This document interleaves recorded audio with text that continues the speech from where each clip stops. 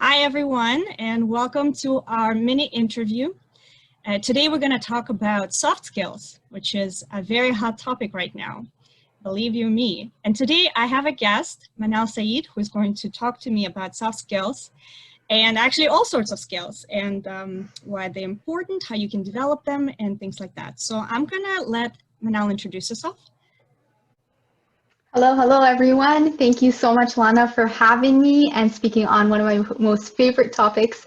So my name is Manal, and I am a facilitator and consultant. And essentially what I do is a lot of stakeholder engagement, so strategic planning workshops, AGMs, and just generally getting folks who are different stakeholders into the same room and doing consensus building workshops and getting them to brainstorm on different ideas. And then towards the end of it, coming out with an action plan and a plan to execute and just walking them through that decision-making process and making sure that everybody is included and involved and committed and has buy-in, and towards the end of it, they all agree to an outcome. So I just love getting people together who don't necessarily agree, and towards the end of it, coming up with an action plan. So that's what I do as a living.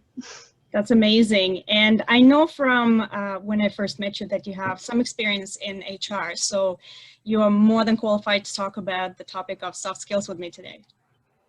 Yes, both as an entrepreneur and I study change management. I do a lot of change management. So I incorporate a lot of change management principles into my sessions and my workshops and with my clients. Amazing. So the reason I want to talk about this topic is, well, first of all, it is a hot topic. I'm seeing a lot of content on LinkedIn and on Instagram, people talking about the importance of soft skills. And obviously they're important. But why I'm doing this so urgently is because I came across this article and I thought that we could just start with something that I read in here. So they define soft skills as skills that enable you to fit in a workplace, and they include your personality, attitude, flexibility, motivation, and manners. Soft skills are so important, they claim, that they are often the reason employers decide to whether to keep you or promote you. Also, they differentiate between soft skills and hard skills. Hard skills are sometimes also referred to as technical skills.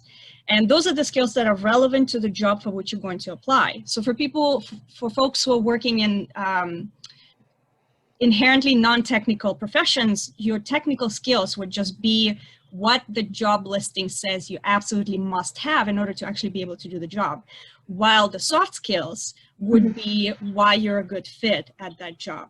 These are my personal definitions. I know it's an oversimplification, but this is how you can wrap your mind around it. And soft skills are not always as quantifiable as hard skills. So this is what they say, and this gave me an idea to reach out to you and talk to you a little bit about this. So now that I've defined the meaning of these two categories, what I would like to ask, what is your definition of hard skills and soft skills? How would you explain this to a person?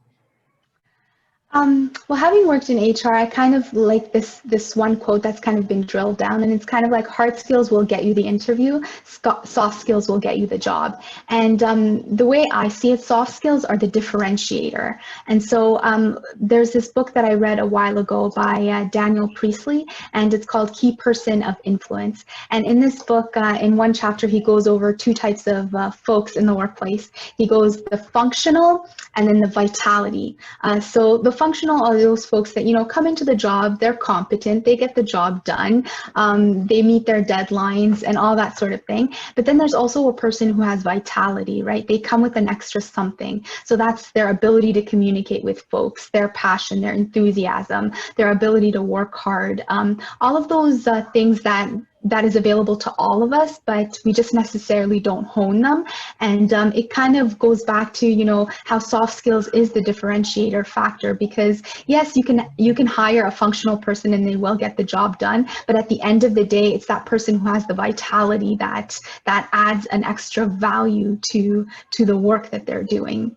And although it can sound like it's a personality thing, and maybe sometimes it is a cultural fit in the organization to have some of these soft skills, but for the most part, these soft skills can be learned. Can you give some examples of your favorite soft skills? I know I have my favorite three. They are resilience, adaptability, and assertiveness. What about you? For me, it would definitely be communication. So, so just a little about me. It's kind of funny how I landed a job as a facilitator, where I'm guiding discussions and conversations. Because when I was younger, I actually was extremely shy.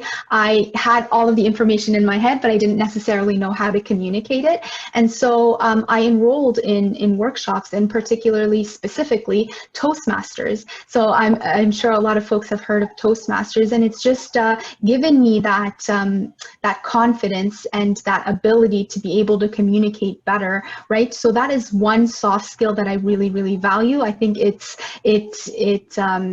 is applicable to all jobs, any job, every job. Just our ability to communicate with our fellow colleagues, with our fellow clients, with our employees, employers, and so that is one soft skill that I really value. And then through the process of gaining those communication skills, I also gained other soft skills, such as confidence, right? And just not having that self-doubt that comes with voicing our opinion and our thoughts and our yeah. Absolutely.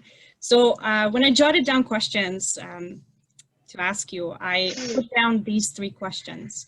Given to candidates with similar hard skills, will soft skills determine who gets the job? And I think you've already answered that partially, because soft skills will determine whether you get the job. Hard skills are the bare minimum you need to have to actually qualify for the job, to be selected as an applicable candidate. But hard skills in the world as it is today, where communication is extremely important, it's just not enough on their own.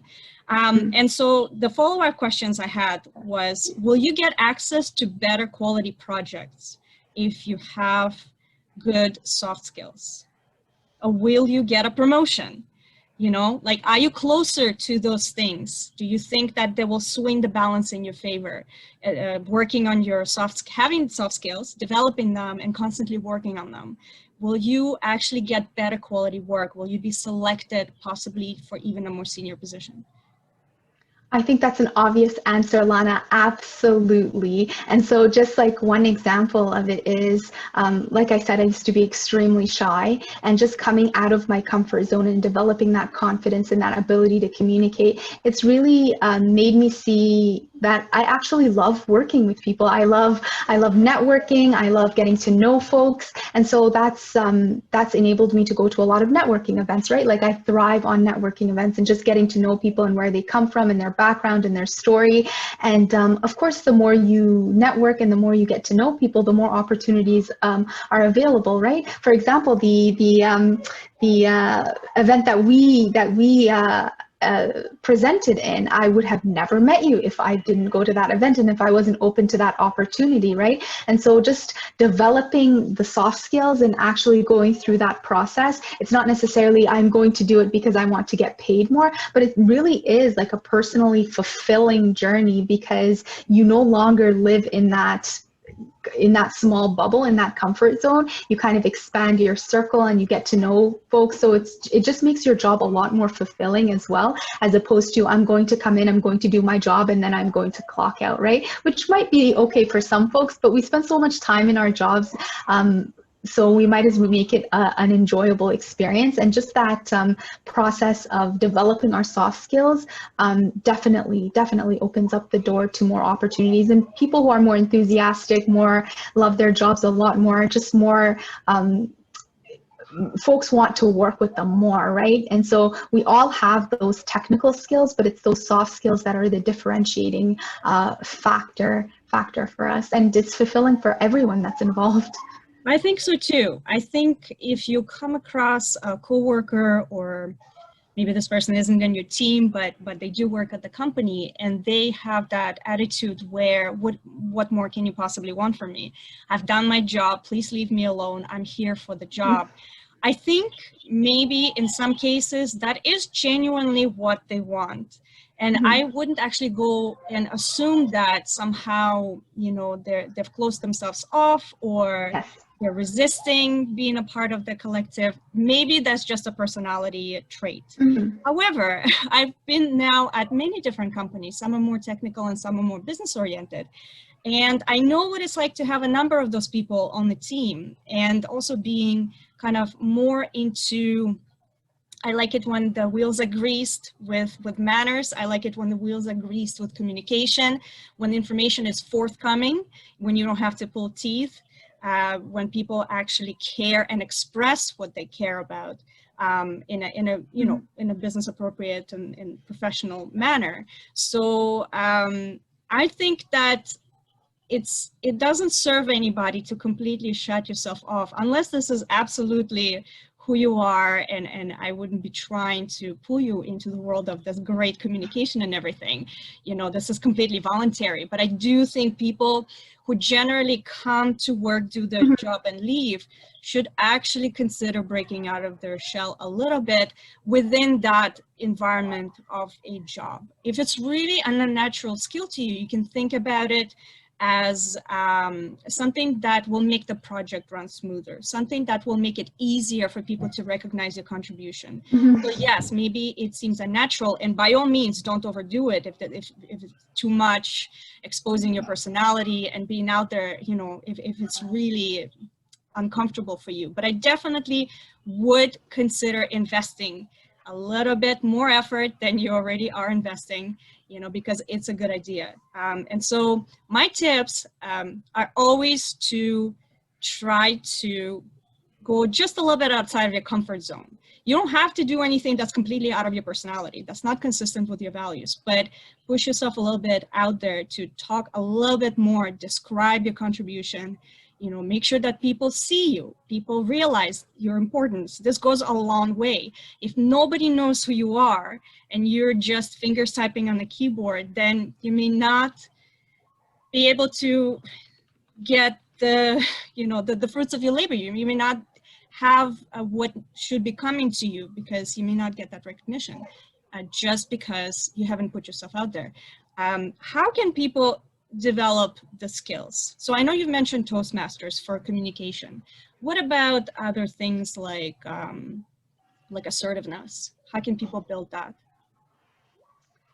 I think it all comes with practice, right? So even with decision making, like practice with simple decisions. And I know, like, I always go with like the way you do one thing is the way you do everything. So folks who are who find difficulty in making decisions in the workplace, chances are they're having difficulty making decisions with like small things at home, right? Like, should I have rice or should I have pasta? So just being like, it can honestly be as simple as that. It's like developing that like quick way of making decisions that'll translate onto like actual things that matter. Not to say that food doesn't matter, it does matter, but I'm just saying like in an organizational context. And so just practicing and developing that skill, and assertiveness is a hard one for a lot of folks, and boundary setting.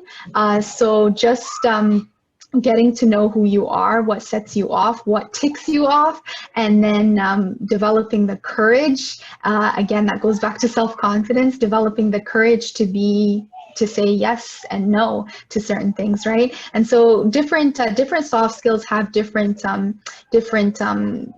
mechanisms for developing them, but it mostly comes down to, you mentioned it before, Lana, but just being open, right? So the soft skill of being adaptable, right? And so a lot of folks in my field as facilitators, they've had to adapt quite a bit. Usually strategic planning sessions were done in weekend retreats at a hotel, right? That's no longer available, so we have to shift into a virtual setting, and if you don't shift, then you're kind of left behind, right? And so just being open to the opportunity. Yes, it's so uncomfortable navigating this new space, but let me look at the opportunities that are available, and just being optimistic and open to that idea. And of course, there are more practical things to do. I mentioned Toastmasters. That's a big one for me, because I feel like that hits so many soft skills on so many different levels.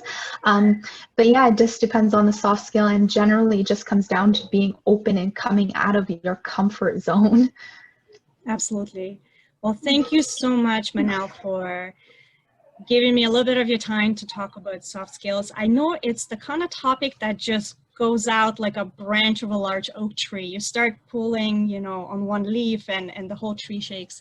So if you tap into, you know, the right mentality, there's so much stuff to talk about, and this openness can actually allow you to prepare yourself for bigger and greater things that are yet to come. And nobody should be feeling forced to do whatever they don't want Yes, to do. absolutely. All I'm suggesting, and I think both of us are suggesting, is if you have the willingness to be a little bit more open and looking at what developing soft skills can bring you, they can take you a long way. And I just wanted to mention that in my career strategy program, you know, I work with a person for a number of weeks to get to know them really well, and then we start forming a collaborative strategy for their career growth.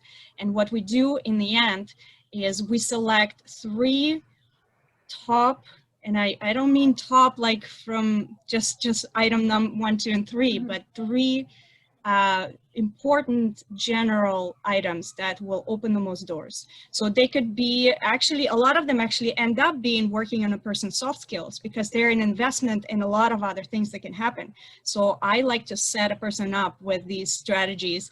We design little projects to help people practice whatever skill that they identify they don't have, but will open up the most doors. So really it's like an early investment in something like this really has a lot of benefit over the long term.